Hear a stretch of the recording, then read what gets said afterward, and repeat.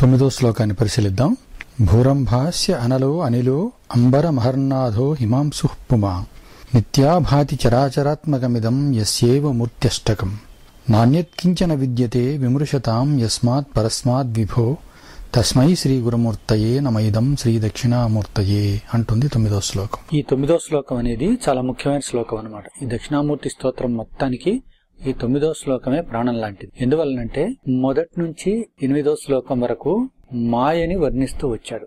ఏది బ్రహ్మము కాదు, ఏది మాయ, అది మానవ జీవితంలో అనేక రకాల కోణాలలో అనేక రకాలైనటువంటి సన్నివేశాలలో ఎలా మనకు ఎదురవుతూ ఉంటుంది, ఎలా మనిషిని కట్టిపడేస్తూ ఉంటుంది అనే విషయాన్ని వర్ణిస్తూ వచ్చారనమాట. వర్ణిస్తూ వచ్చి ఇది నువ్వు కాదు, ఇది నువ్వు కాదు, ఇది నువ్వు కాదు, అసలైన సత్యం ఇది కాదు అని చెప్తూ వచ్చారు. అంటే ఈ మొత్తం మాయ, నువ్వు ఏదైతే నాది అనుకుంటున్నావో, నావనుకుంటున్నావో, శాశ్వతం అనుకుంటున్నావో, ఇవేవి నిజాలు కాదు, శాశ్వతాలు కాదు, ఇదంతా మాయ మాయ మాయ అంటూ చెప్తూ వచ్చారు ఇప్పటిదాకా.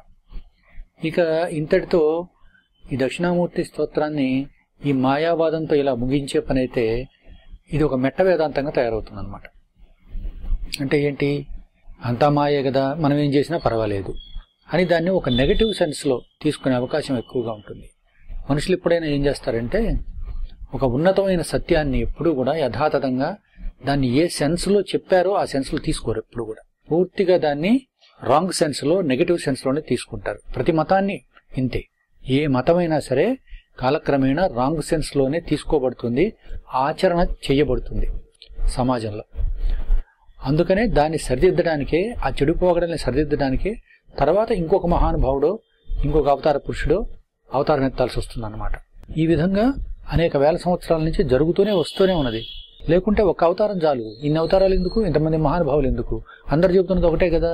అలాంటప్పుడు మాట మాటకి చెప్పాల్సిన పని ఏంటంటే కాలక్రమేణా మనుషులు ప్రతిదాన్ని పలసన చేస్తారు, పాడు చేస్తారు. అదే ధర్మం క్షీణించడం అంటే.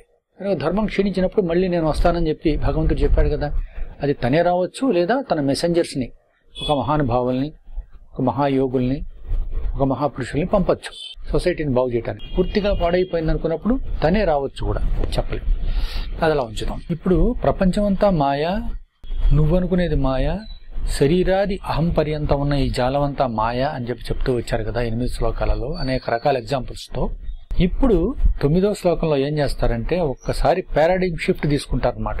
ఇప్పుడు మొత్తం ఇప్పటి వరకు చెప్పిందంతా కూడా రివర్స్ అయిపోతుంది. ఇప్పుడు ఏమంటారంటే ఈ ప్రపంచం సత్యమే అంటారు.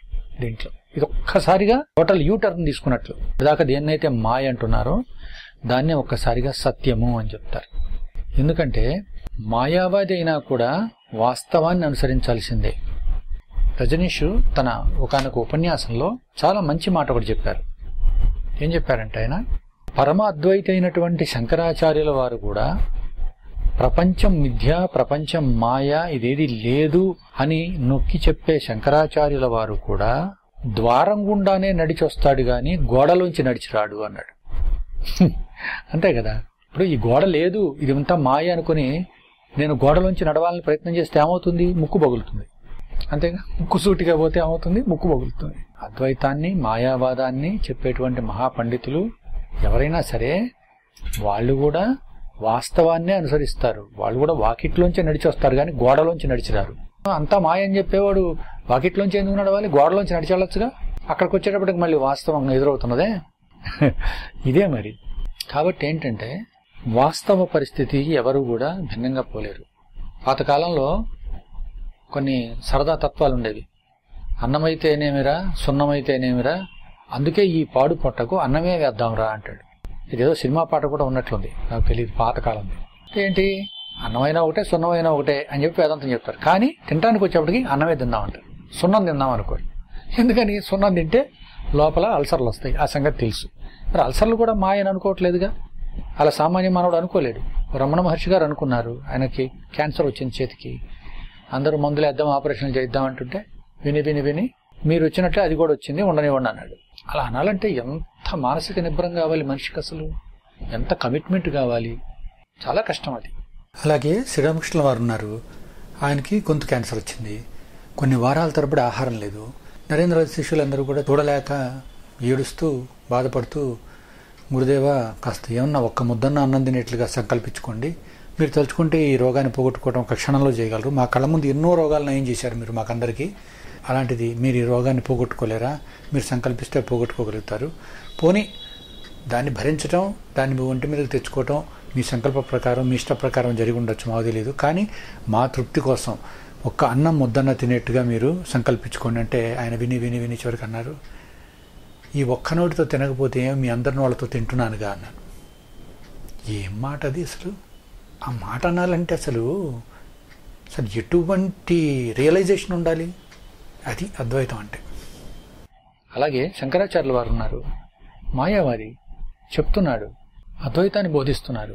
శంకరాచార్యుల వారు పోతున్నారు, ఒక కమ్మరి షాపులో సీసాన్ని కరిగిస్తున్నారు. కరిగిన సీసం ఉంది, అది తీసుకొని తాగేశారు. ఇదే మహత్యాన్ని వీరబ్రహ్మేంద్ర స్వామి వారు కూడా చేశారు. అలాగే త్రైలింగ స్వామి కూడా చేసినట్టు చెప్తారు. వాళ్ళంతా ఏంటంటే ఉపన్యాసక అద్వైతులు కాదు, వాళ్ళు అనుభవాద్వైతులు. వాళ్ళు ఆ అనుభవాన్ని పొంది దాని నుంచి చెప్పారు. దాన్ని మనం ఊరికే చెప్పుకుంటున్నాం అంతే.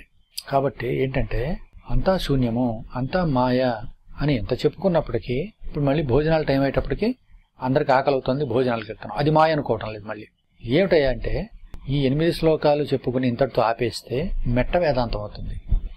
నన్ను కొంతమంది నా శిష్యులు అడుగుతూ ఉంటారు, మెట్ట వేదాంతం అంటే ఏంటి సార్ అని. అంటే మాగాణి వేదాంతం ఒకటి ఉంటుందా అని.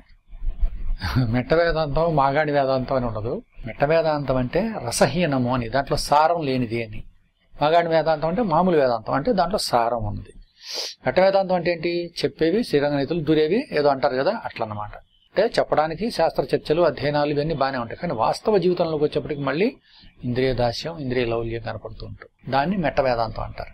అలాగే ఈ మాయావాదంతో గనక ఇంతటితో ఈ శ్లోకాలు, ఈ దక్షిణామూర్తి స్తోత్రం అయిపోయే పని అయితే ఇది మెట్ట వేదాంతం అయి కూర్చుంటుంది. గత కాలంలో చాలా మంది ఇలాగే మెట్ట వేదాంతులు ఉండేవాళ్ళు. వాళ్ళు ప్రపంచం అంతా మాయ కదా, అంతా మాయ అయినప్పుడు మనం ఏమైనా చేయొచ్చు, అన్యాయాలు, అక్రమాలు, దోపిడీలు, మన ఇష్టం, ప్రపంచాన్ని ఏ విధంగా కొల్లగొట్టచ్చు, ఎవరికి అన్యాయమైన చేయొచ్చు, అంతా మాయే కదా అని దాన్ని వాళ్ళు అట్లా నెగిటివ్ సెన్స్ లో తీసుకున్నారనమాట. ఆ నెగిటివ్ సెన్స్ ని కట్ చేయడానికి శంకరాచార్యుల వారి 9వ శ్లోకాన్ని చెప్పారు. దీంట్లో ఏం చెప్తున్నారు? ప్రపంచం మాయ కాదు, ఇది భగవంతుని విభూతి. భగవంతుడే ఇట్లా ఉన్నాడు, ఈ పంచభూతాలుగా భగవంతుడే విరాజిల్లుతున్నాడు అని చెప్పి 9వ శ్లోకంలో చెప్తారనమాట. శ్రీరామకృష్ణుల వారి శిష్యుల్లో ఒక ఆయన ఉన్నారు. ఆయన ఇలాగే ఒకనొక సమయంలో వేదాంతాన్ని బాగా అధ్యయనం చేసి దాంట్లో లోతుగా మునిగిపోయి ఉన్నారు. అంతా మిథ్య అని చెప్పి మాట్లాడుతుండేవాళ్ళు. అప్పుడు శ్రీరామకృష్ణ వారు కూడా చెప్పారు, సరేనైనా అంతా మిథ్య బానే ఉంది, కానీ ఇంతటితో ఆకు, ఇంకా ముందుకెళ్ళు, సత్యం ఏమిటో తెలుసుకో. అంతా మిథ్య అని తెలుసుకున్నావు, బానే ఉంది, మరి సత్యం ఏమిటి? సత్యం కూడా ఉండాలిగా. మిథ్య అనేది ఉన్నప్పుడు సత్యం కూడా ఉంటుందిగా, మాయ అనేది ఉన్నప్పుడు వాస్తవం కూడా ఉంటుందిగా. ఆ వాస్తవం ఏమిటో, ఆ సత్యం ఏమిటో తెలుసుకో, ఇంతటితో ఆగద్దు. ఇంతటితో గనక ఆగి నువ్వు సంసారివయ్యి పెళ్లి చేసుకుని సంసారంలోకి ప్రవేశించావంటే మాత్రం, ఈ మాయావాదాన్ని అక్కడ అప్లై చేయటం మొదలు పెట్టావంటే మాత్రం నీకంటే ఇంకొక దౌర్భాగ్యుడు, నీకంటే ఇంకొక వెధవ ఇంకెక్కడా ఉండడు. చదివేస్తే ఉన్నమతి పోయిందంటారు కదా, అట్లా మాయావాదంతోటే సరిపెట్టుకున్నటువంటి మనిషి లౌకిక జీవితంలోకి ప్రవేశిస్తే వాడికి ఇక నీతి నియమాలు గాలికి వదిలేస్తాడు కదా. వాడు చేసే అక్రమాలకి, అన్యాయాలకి, మోసాలకి, చెప్పే అబద్ధాలకి అంతూ పొంతూ ఉండదు అనమాట. అంటే వాడు మామూలు మనిషి కన్నా కూడా దిగజారిపోతాడు, పశుతుల్యుడైపోతాడు. అందుకనే ఆ ధోరణిని అడ్డుకట్ట వేయటానికి ఈ 9వ శ్లోకాన్ని చెప్పారనమాట శంకరాచార్యులు వారు. మరి ఇదంతా ఏంటయ్యా బాబు, ఇదంతా శూన్యం చెప్పుకుంటొచ్చు కదా, ఏం లేదంటున్నావు కదా. ఏం లేదంటే ఇప్పుడు ఎవరింటికి వాళ్ళు వెళ్ళిపోవాలి, మళ్ళీ భోజనాలు ఏంటి, ఆకలేంటి, అరేంజ్మెంట్లు జరుగుతున్నాయి కదా, అంతా శూన్యం అని చెప్పి అందరు కలిసి మళ్ళీ భోజనాల దగ్గర హాయిగా తింటుంటే అదేంటి వేదాంతం, మెట్ట వేదాంతం లాగా ఉంది నీ చెప్పేది అంటారుగా. అంతే కదా. ఒక ఆయన గురువు గారు ఇట్లాగే వేదాంతం చెప్తుంటే దోమ కుట్టిందంట. దోమ కుడితే దాన్ని ఇట్లా అన్నాడు. అప్పుడు ఆ శిష్యుడు ఎవడో మళ్ళా అంటేవాడు, కొంటే శిష్యుడు అనమాట.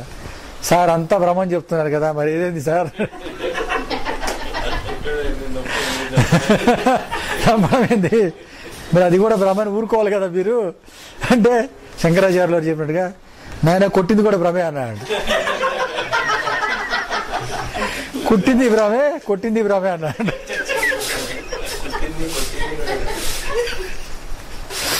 అంటే ఏంటంటే అంత భ్రమని అనుకున్నా భ్రమ కూడా సత్యమే. జల్లమ్ముడు అమ్మగారు చెప్పారు, దేవుడు లేడా అమ్మా అంటే లేకపోవటం కూడా ఉందిగా లేడు అంటున్నా నువ్వున్నావుగా అని ఇంకొక ఆయన, రమణ మహర్షి ఉన్నాడా లేడా అంటే ఉన్నాడో లేడో అడుగుతున్నా నువ్వెవరో తెలుసుకో అన్నాడు.